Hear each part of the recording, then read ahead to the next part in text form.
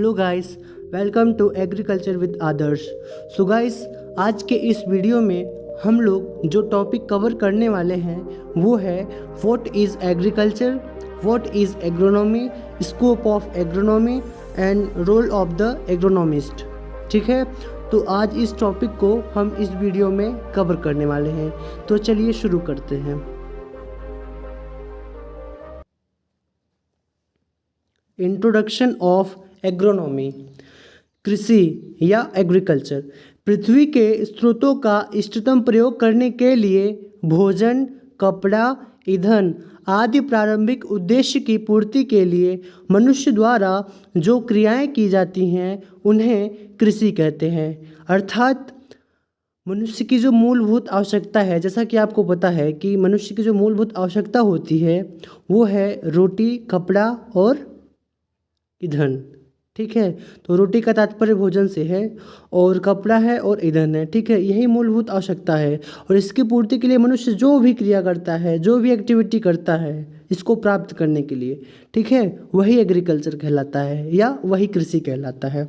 ठीक है, शस्य विज्ञान की परिभाषा या डेफिनेशन ऑफ एग्रोनॉमी। एग्रोनॉमी शब्द दो ग्रीक शब्दों से मिलकर बना है। कौन कौन सा शब्द है वो? एग्रोस प्लस नोमोस, इन दोनों शब्दों से मिलकर बना है एग्रोनॉमी। ठीक है, तो जिसमें से पहले शब्द का अर्थ है खेत, खेत या भूमि, तथा दूसरे शब्द का अर्थ है प्रबंध करना। इस प्रकार फसल उत्पादन है तो भूमि का प्रबंध करना एग्रोनॉमी कहलाता है। ठीक है, या इसकी दूसरी परिभाषा हम लोग देख सकते हैं, वैज्ञानिक फसलोत्पादन या वैज्ञानिक फसल उत्पादन तथा भूमि प्रबंध के अध्ययन को शस्य विज्ञान कहते हैं। ठीक है, शस्य विज्ञान के पिता जो हैं वो है पीटरो डे क्रेसेंजी। ठीक है, इसको आप नोट कर लीजिएगा, ये कंपटीशन लेवल का क्वेश्चन आपका बन सकता है।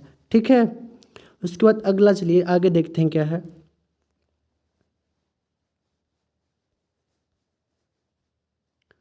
सस्य विज्ञान का क्षेत्र। ठीक है, स्कोप ऑफ एग्रोनॉमी।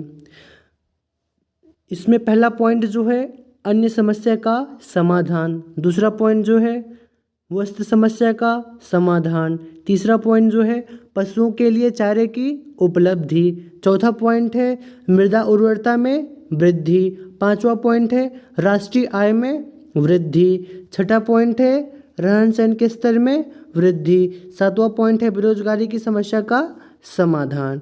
ठीक है, यहाँ पर स्कोप ऑफ एग्रोनॉमी हम लोग इसलिए पढ़ते हैं कि जो हम लोग एग्रोनॉमी पढ़ रहे हैं, ठीक है, उससे आगे चलकर हमें क्या लाभ होने वाला है, ठीक है, और ये किस प्रकार से हमारे लिए आगे सहायक होगा। ठीक है, उसके लिए हम लोग यहाँ पर उसके विशेष क्षेत्र का अध्ययन करते हैं ना, इसी से हमें पता चलता है कि हमारे लिए किस प्रकार एग्रोनॉमी सहायक होता है। ठीक है, इसलिए हम लोग स्कोप ऑफ एग्रोनॉमी को पढ़ रहे हैं। ठीक है, तो आगे चलिए आगे देखते हैं क्या है।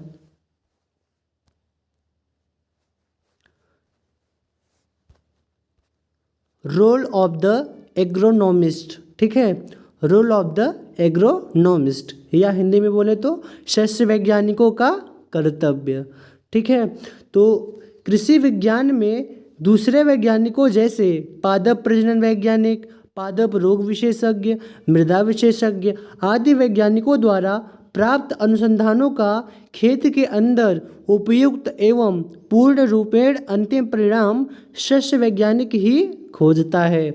इस प्रकार शस्य वैज्ञानिक दूसरे कृषि विशेषज्ञों के अनुसंधान का आपस में समन्वय स्थापित करता है। शस्य वैज्ञानिक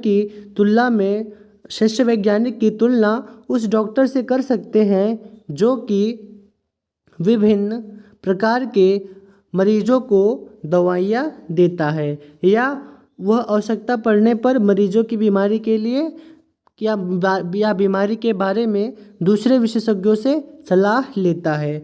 वह आवश्यकता पड़ने पर मरीजों की बीमारी के विशेषज्ञ के पास भेज देता है। ठीक है, इस प्रकार से जो रोल ऑफ द एग्रोनॉमिस्ट या सस्य वैज्ञानिकों का जो कर्तव्य होता है वो था। ठीक है, तो उसी के बारे में हम लोगों ने यहाँ पे अध्ययन किया है।